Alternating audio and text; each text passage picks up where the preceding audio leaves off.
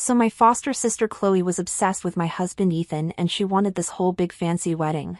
My parents were all, Ethan's already married to you, Lily, what's the big deal about letting Chloe have the ceremony? They're not even going to make it legal. Like seriously, in my past life, I just stood there and watched them make out at their wedding, accepting everyone's congratulations. And on their wedding night, my husband, with tears in his eyes, pinned her to the bed and said, I don't care whose name is on the marriage certificate, you're my only bride in this life. He'd take her to parties all proud, telling everyone how much he loved her. Meanwhile, I, his actual wife, died on their anniversary. He was off setting off fireworks across the city for her, and I never got to see him one last time. Seriously messed up, right?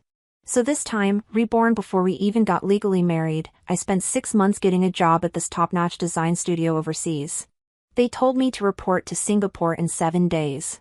The day I got the offer, I closed down my own studio and had a goodbye dinner with my employees. One of them asked, Are you going back to be Ethan's wife? He loves you so much. I just gave a small smile and didn't say anything. When I got home, the living room was buzzing. 4 pairs of eyes turned to me at once. Ethan was the first to come over, pulling me towards the sofa all urgently, Give her a massage, please. I didn't move, just stared at those 4 expectant faces. It stung a bit, and I said tiredly, I have work to do. My mom frowned really tightly, What's so busy about your tiny studio?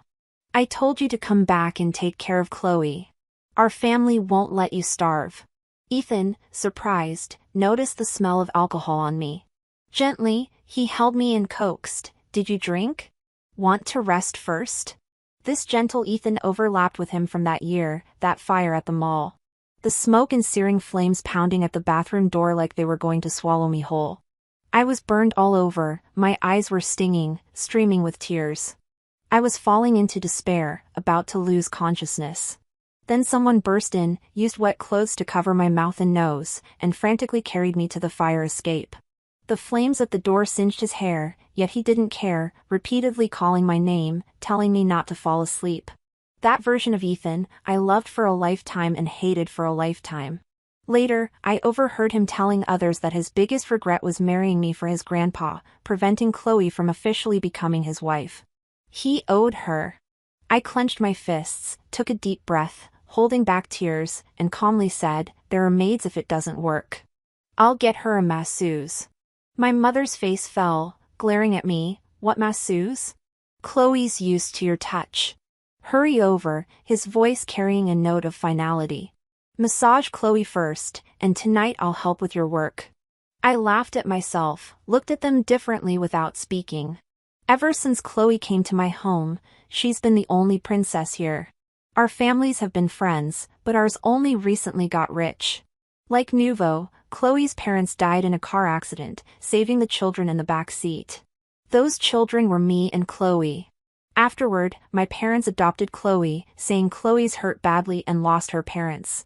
You must give way to her, to care for her feelings. They had me move into the storage room, simply because Chloe said there could only be one princess at home. I couldn't get good grades anymore because Chloe wasn't great, and she couldn't handle the pressure. She suffered head and stomach injuries, leaving her with complications, often needing blood transfusions. And I, with the same blood type, became her personal blood bank. Pretty clothes, jewelry, if she liked them, they were forcibly moved to her room. My parents, along with my husband, unconsciously favored her unconditionally. Even when she wanted to hold a wedding with her brother-in-law, they showed no discontent and went all out to fulfill her wish. Seeing me silent, Chloe started sobbing quietly, looking at Ethan with red eyes. His arm around me quickly let go. He gave me a glance, stepped over, and held Chloe in his arms, listening to her cry out and grieve. It hurts so much, I can't take it much longer. I dreamed of my parents last night. They said they can't rest easy if no one properly cares for me. They'll take me away. Hearing this, everyone's faces turned pale, glaring at me, looking like I was the villain causing her misfortune. She cried so fiercely, clutching Ethan's neck, breathing heavily. Ethan, if you marry my sister, will you abandon me? Eyes full of tenderness. I'll never abandon you. And I clearly saw him whisper in her ear, I love you. A sharp pain shot through my heart like a hammer had struck it hard. They've been together this early, and I, in my past life, was foolishly tricked by him, married, waiting for him my whole life. The dull pain within, I suppressed it, turning towards the storage room by the stairs. A loud shout came from behind. Are you rebelling? Didn't you hear to massage Chloe? You won't be leaving this house again. Naturally authoritative, now exuding a chilling aura. Once, when Chloe accused me of pushing her down the stairs, I wouldn't admit it, and he locked me in the basement without food for 3 days. Closing my eyes, I thought about leaving in 7 days. I shouldn't stir up trouble. So, swallowing the bitterness, I slowly walked back to the sofa. Chloe lay in Ethan's arms, looking at me triumphantly. I pretended not to see, kept my head down, wanting to get through those 30 minutes quickly. Towards the end, the table was already set with food. Mom, with a doting smile, asked Ethan to bring Chloe over for dinner. He glanced at me with a slight hint of pleading and said, "Join us for a bit more. Don't upset Auntie." Facing 2 disapproving looks from the other side, I slowly followed along. The table was filled with seafood, each dish prepared in different ways. Everyone stared eagerly at Chloe, asking what she wanted to eat and if she desired anything else. Nobody remembered I'm allergic to seafood. I picked up the glass of plain water in front of me, drinking a sip with a blank expression.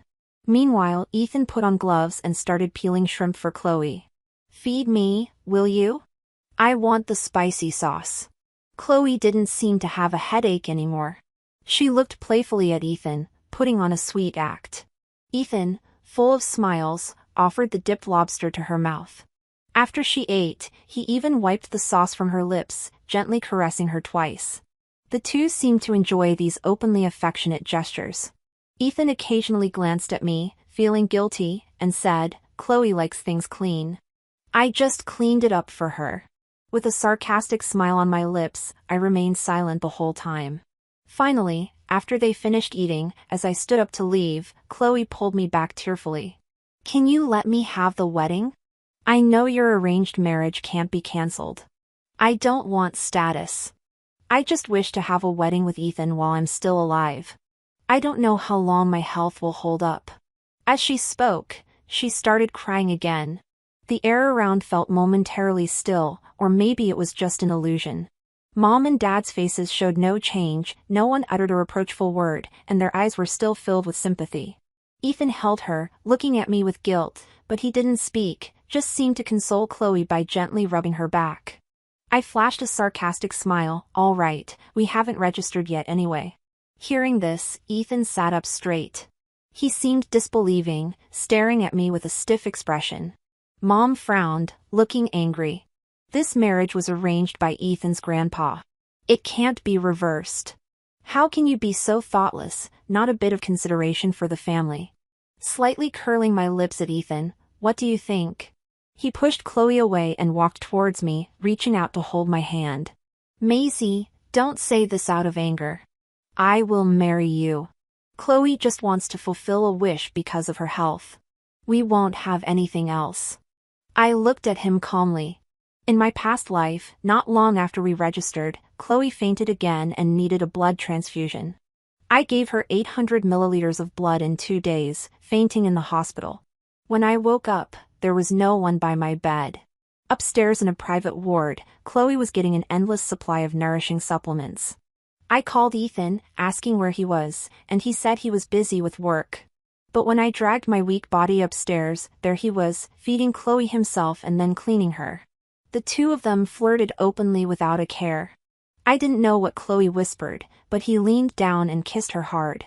I said nothing for a long time, while the person in front of me looked pale and increasingly anxious. I sarcastically remarked, "If you marry me, you can't have a wedding with her." He opened his mouth to say something, but when he saw Chloe faint onto the dining chair, he harshly let go of my hand and rushed over to hold her. "Mom, anxious," shouted, "Quick, quick, call an ambulance."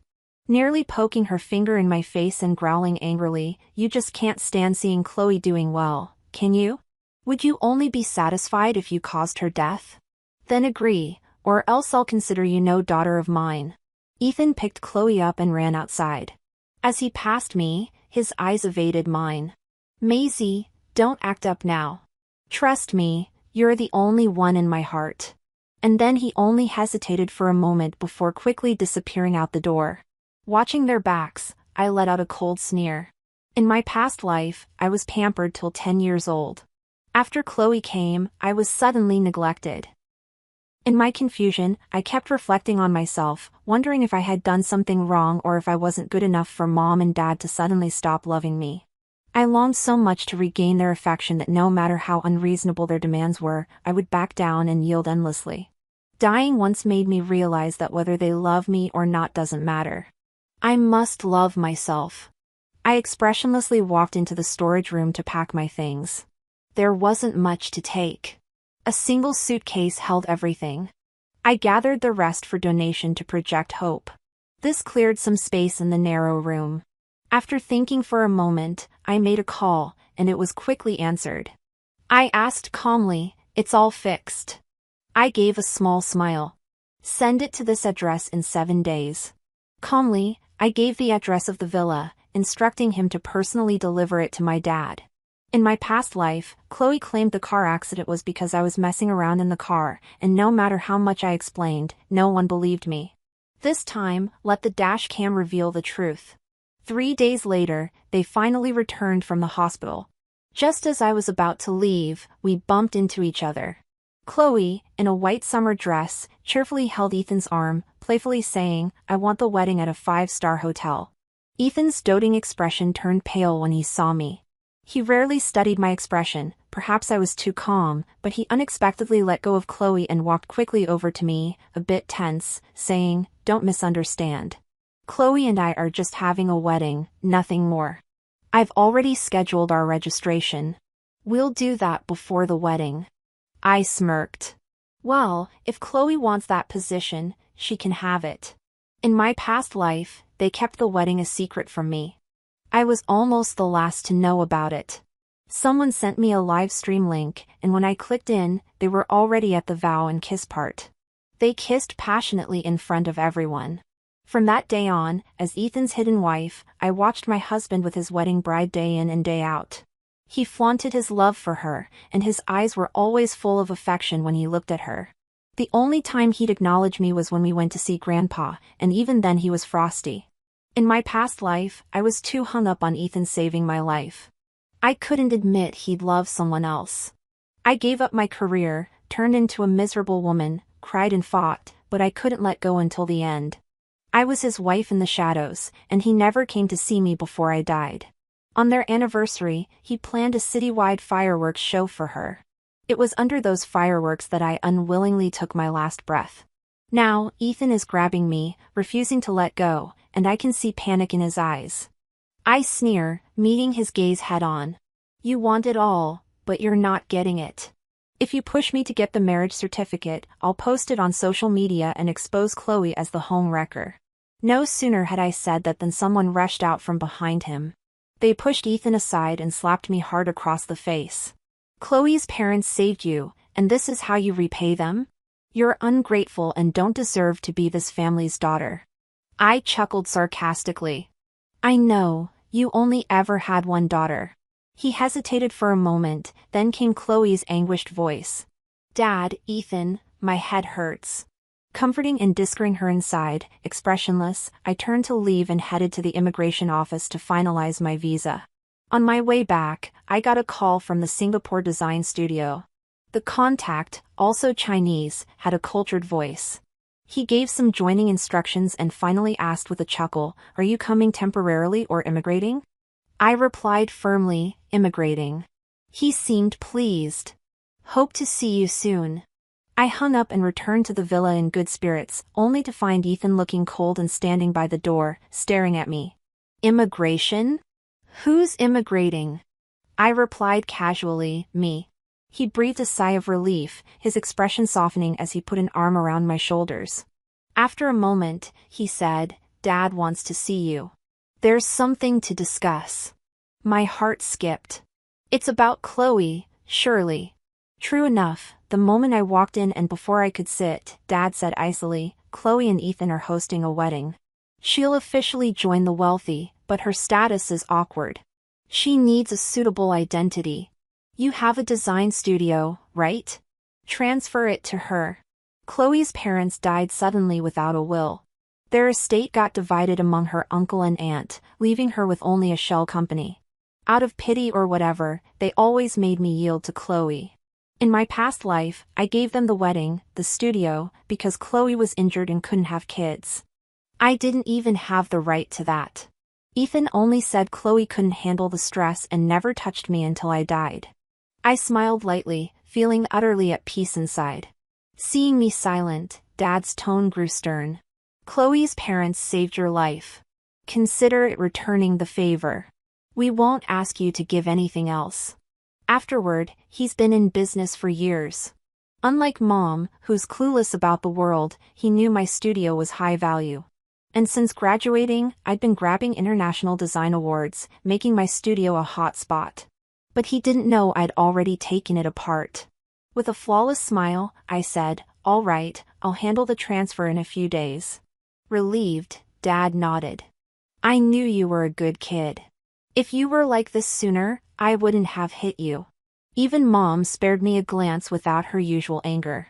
Now this is a happy family, I internally scoffed and didn't bother with their theatrics. Chloe, with a slightly smug look, faced me head-on. I smiled back, watching her expression change slowly. Unusually, Ethan followed me to the storage room. Standing in the narrow space, he seemed dazed, then worriedly asked, "Maisie, where's your stuff?" "Wanted something new, so I tossed them," I responded coolly, appearing somewhat pained. He hugged me gently. "I'll buy whatever you like." Gently, my wife Ethan. He brushed the bruise on my face from the slap, tenderly kissing it, murmuring, "Chloe's health is poor.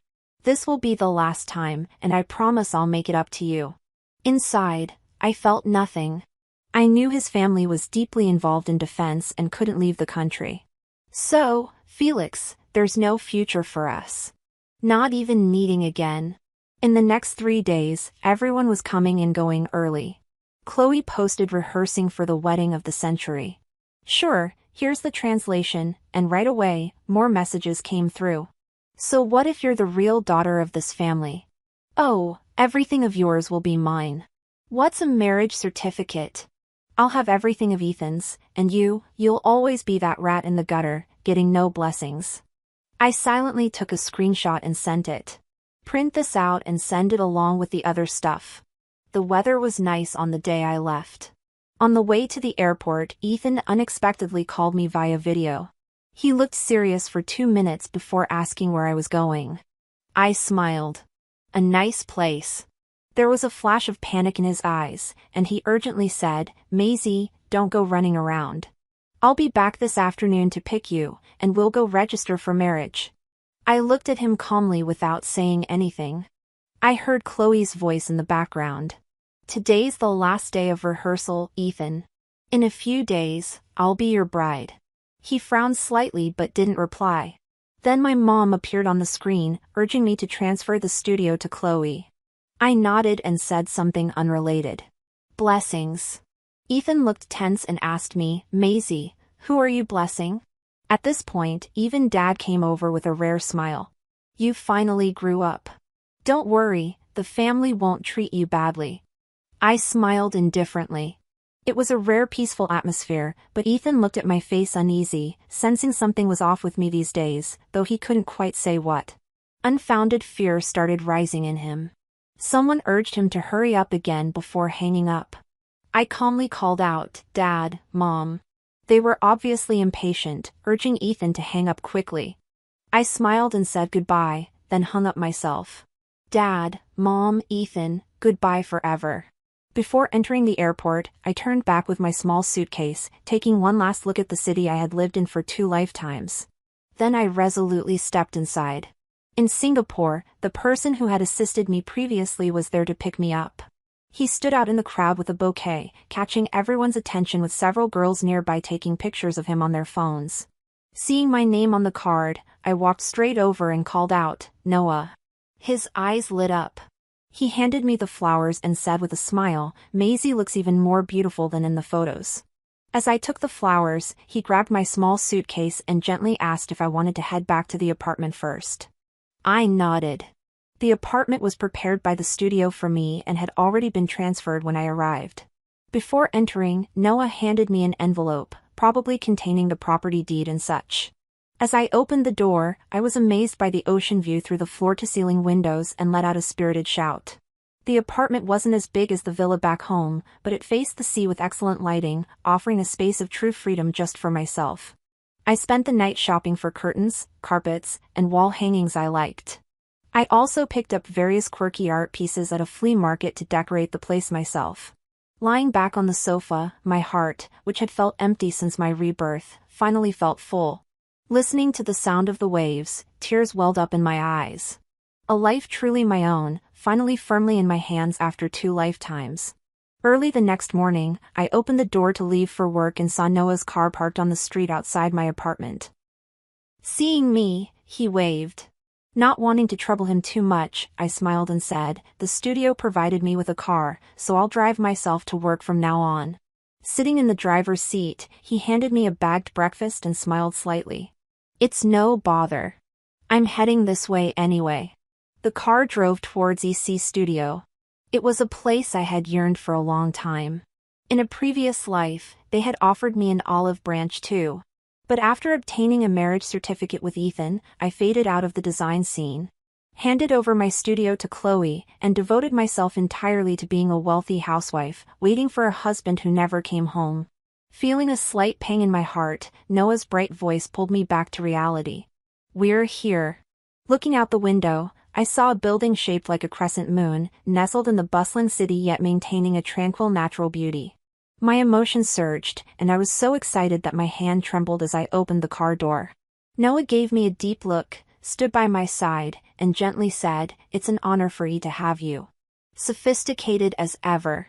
He offered me his arm with a smile. Would I be lucky enough to have the honor of being Maisie's tour guide? Not pretending to be demure, I gently took his arm and said, "Lead the way, please." The EC building had 22 floors. It would take a whole day to see it all. Noah led me to the 21st floor, stating that I would be working there in the future, and showed me the trophies and works the studio had won in various design competitions over the years. The CEO's assistant personally handled my entry process, showing utmost respect.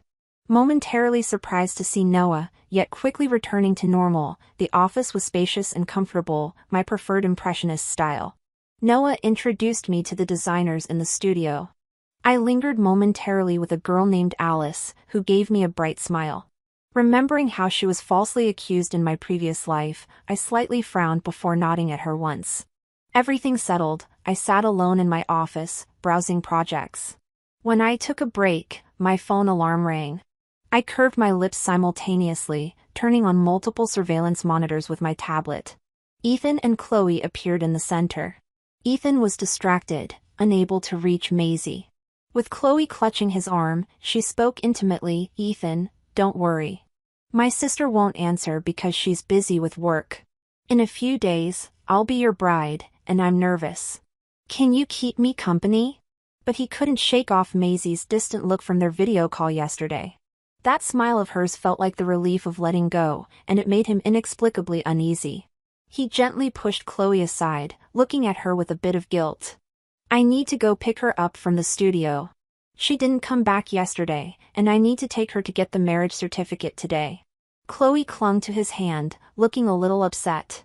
"Ethan, you said you were going to marry her. She'll definitely come back later. Can you spend some more time with me before you get married to her?" Ethan hesitated and finally gave in to her tearful eyes. He raised his hand to wipe her tears and said, "All right." Inside the villa, Maisie's mom came out, smiling at Chloe. "Chloe, the wedding dress has arrived.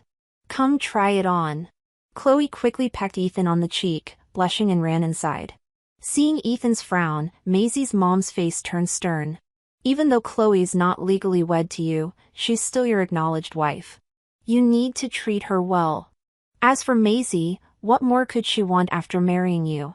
Don't spoil her too much." After a pause, she asked, "She hasn't answered her phone, has she?" She grew more furious and grabbed her phone, grumbling. Her call went unanswered too. Maisie never ignored a call from her before. Frustrated, she glared at the phone screen and said to Ethan, "Call her assistant and tell her to come back immediately." Ethan fumbled for a moment before finding Maisie's assistant number. He hadn't saved it, but when he blocked Maisie for not accepting Chloe, she'd called him from her assistant's phone. The assistant picked up pretty quickly, but the reply shocked him. "What? Maisie didn't tell you? She closed the studio down 7 days ago." Ethan's face turned ashen, gripping the phone until his knuckles turned white. The assistant, unaware of Ethan's reaction, chuckled. "You and Maisie have such a good relationship, always picking her up from work. Maybe she's planning a surprise for you. We teased her about becoming a full-time wife, and she just smiled. Anyway, congrats to you and Maisie on your marriage." Ethan's expression finally softened a bit, and he said, "Thank you," before hanging up. Maisie's mom, puzzled, looked at him, and after careful choice of words, he said, "Maisie closed the studio." That caused an uproar, and Maisie's mom was furious, turning pale with rage. And with a complicated expression, tried to comfort Maisie's mom. "Auntie, Maisie closed the studio a while ago. Maybe she just wants to be a full-time wife." Maisie's mom was even angrier. "She can't just close the studio. She refuses to give Chloe anything good." Another person walked in. Maisie's dad came in hurriedly, carrying a box. Maisie's mom went up to complain about Maisie, but her attention was caught by the box. "What's that?" "Some guy gave it to me outside, said I had to open it myself." He placed the box on the table in the yard, opened it, and found an old dash cam inside. Confused, he took it out and hit play. Inside, a young Maisie's firm voice came out. "Don't you dare talk about my parents like that. They stink. Just looking at them makes me want to puke. Your parents are the most disgusting people I've ever seen. I wouldn't step foot in your house." An angry voice defended her parents. "Yay, they're hardworking and kind and built a school for our town. They're heroes. You're just snobbish." And Chloe's parents' voices were heard trying to intervene. "You can't talk to Mr. and Mrs. Miller like that, and you definitely can't hit people. Apologize to Maisie. You're my parents. Why are you siding with her? Just like her parents, I won't let her in our car." Gently, "Chloe, of course, Mommy loves you most and will always back you, but you'll hurt Maisie this way. Soon, I'll take you back from your grandma and raise you. You didn't learn well there." That seemed to provoke Chloe, and then her mom's scream filled the air. "Let go of Mommy's hand. Mommy's driving. Let go. There's a car coming." The dash cam crackled and went silent. The villa courtyard fell into a dead silence. The three people stood there, pale and frozen. Maisie's mom clutched her mouth, crying out, "You beast." Face all twisted with rage, and yanked Chloe outside, tossing her to the ground. And he switched on the dash cam again, glaring down at her. Chloe was terrified. She crawled to Ethan, grabbing his pant leg, crying, "Ethan, it's not true. Someone set me up. It must be my sister. She's scared I'd take you away. You've got to believe me. I didn't do it." Ethan pushed her away coldly, holding a printout of her nasty chats with Maisie. He looked at her with disappointment, saying, "Haven't we been good to you? Why would you treat Maisie like this?" Maisie's mom rushed over, pulling Chloe's hair, yelling, "From the day you entered our home, what did we ever do to wrong you?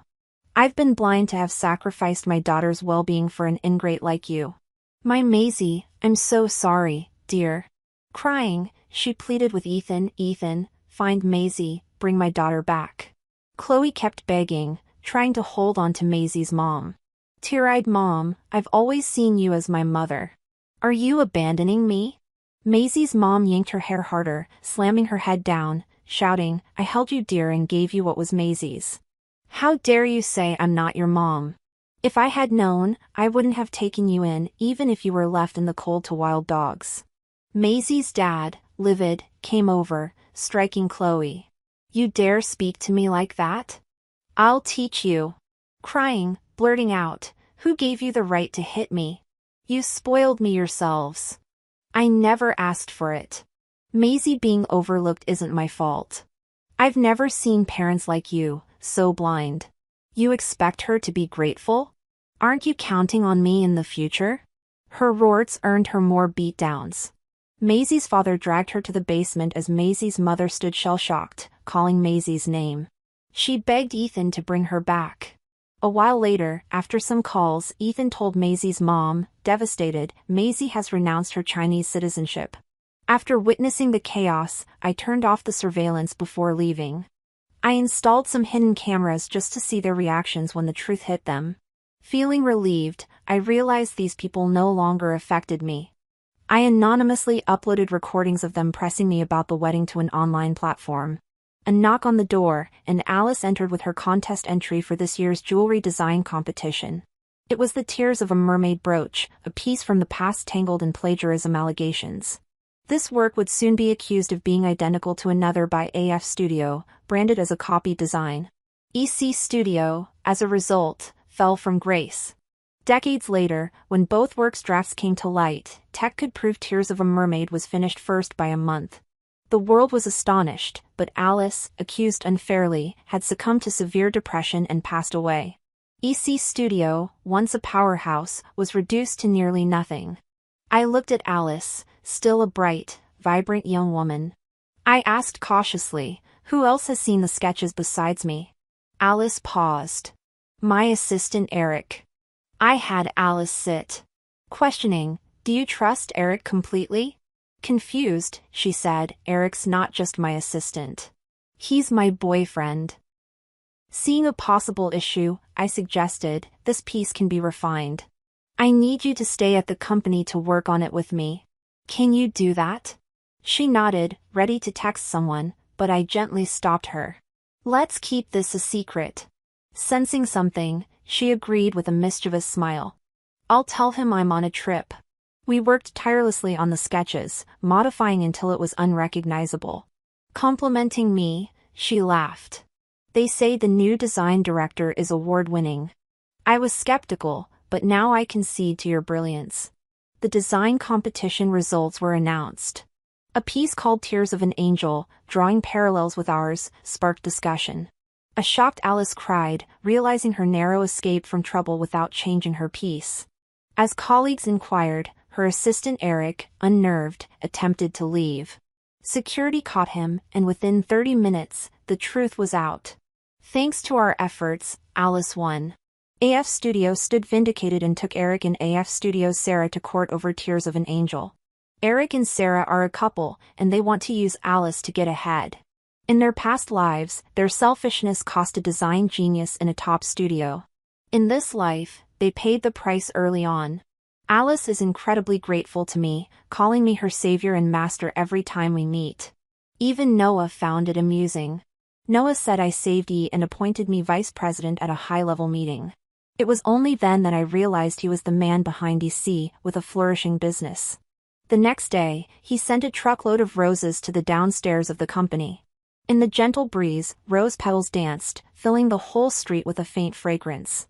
Amidst the petals and the aroma, he produced a ring and confessed his feelings to me. I didn't feel a deep connection with him, so I politely declined with a smile. As people around us cheered, he didn't seem to mind and laughed, saying, "Figured that much. Just an appetizer. I just wanted to let you know I'm going to pursue you." Noah had many ways of wooing me: flower fields, castles, auroras, romantic and heartwarming. The more ordinary ways included dinner dates and movie nights. One time, while dining, I overheard two Chinese girls at the next table talking loudly about some wealthy family back home. "You heard about the A-City elite family? Everyone in the country knows that adopted daughter trying to steal the real daughter's husband." That recording was explosive. A bunch of people ganged up on the real daughter, forcing her to give up the wedding for the adopted sister. High society can be so dirty. They dare to do things under the table. I heard the adopted girl was sent to the countryside of their old home, married off by her grandma to an old widower. Didn't she want to get married so badly? Getting what she asked for. And those parents, supposedly, are looking for their real daughter. Her dad got tricked into going to a remote mountain area and broke both legs. Her mom isn't doing well either, acting crazy and calling every girl she saw her daughter. They said someone called the cops several times, and now she's in a psychiatric hospital. Word is the real daughter moved abroad. Ethan, due to family reasons, was restricted from leaving the country, but it seems he gave up the family estate and plans to move abroad. I looked at the person across from me, who was smiling a magnified grin. I looked puzzled and asked, "What's up? This gossip is pretty funny. Since it's so funny, will you agree to be with me?" He handed me an expensive gift. Naturally, I took it, the 99th gift. His eyes lit up. "So you've kept count?" I just shrugged a little embarrassed. He chuckled. "See, you are paying attention." Later, Noah drove me home. We were chatting about work, and he casually mentioned, "You know, you've really turned things around for E. You deserve all the credit." I laughed. "Come on, it was a team effort. Alice is amazing, you know. And your, appetizers were pretty distracting, I must admit." He grinned. "Distracting in a good way, I hope. Let's just say I haven't been bored." I smiled, looking out the window. "But seriously, Noah, thank you for everything, for believing in me even when I was a mess." He reached over and briefly squeezed my hand. "You weren't a mess, Maisie. You were, processing, and you came out stronger." I admire that. We pulled up to my apartment. He got out and opened my door like always. "So," he said, a little hesitant, "big gala next week he's hosting. Would you like to go with me?" It wasn't a surprise, really, but this time something felt different. Maybe it was the way he was looking at me, or maybe it was just time. I smiled. "I'd love to, Noah." His face lit up. "Really? Great. I mean, I'll pick you up at 7. Perfect." I leaned in and kissed him a quick, soft kiss. "Good night, Noah." His smile was huge as he got back in his car. I walked inside, a feeling lighter, happier. The gala was, it was a gala. Lots of fancy dresses, important people, and champagne. But with Noah by my side, it was actually fun. We danced, we laughed, we talked to people who actually cared about design, not just status. Later, we were standing on the balcony overlooking the city lights. Noah turned to me, serious. "Maisie, I know I've been persistent, but I truly care about you. You're brilliant, kind, strong, and beautiful, and I think I'm falling in love with you." My heart did that little fluttery thing. I looked at him, really looked at him, and saw the sincerity in his eyes. And I realized I felt it too. "Noah," I said softly, "I think I'm falling in love with you too." He smiled, that brilliant smile that made my heart ache in a good way. He leaned in and kissed me, a real kiss this time, under the city lights, and it felt right. A few months later, I got another message. This one was from an unknown number. It was a picture of Ethan looking haggard, standing outside my apartment building in Singapore. The caption read, "He's been here for days, says he won't leave until he sees you." I sighed. I showed the message to Noah, who just raised an eyebrow. "Want me to make a call?" I shook my head no. "Let him be. He'll leave eventually." And he did. A week later, I got another message, this one a news article. Former CEO Ethan Miller now destitute, arrested for harassing foreign national. I felt a pang of something, pity, maybe, but it was fleeting. I had moved on. Ethan was a ghost from a past life, a past that no longer held any power over me. 1 year later, Noah and I were married. It wasn't a huge extravagant wedding like Chloe had wanted. It was small, intimate, on a beach at sunset, with people who truly loved and supported us. And it was perfect. My parents? Well, I never heard from them again, and honestly, I didn't care. My real family was Noah, Alice, the friends I'd made at E, the life I'd built for myself. I was successful, happy, loved, and I had done it all on my own terms. No compromises, no regrets. I was finally truly free, and that freedom, it was the most beautiful design of all. I was living the life I chose, and it was a masterpiece. No more storage rooms, no more manipulative sisters, no more guilt-tripping parents. Just me, my talent, my love, and my life, designed exactly how I wanted it. And that, I realized, was worth more than all the fireworks in the world.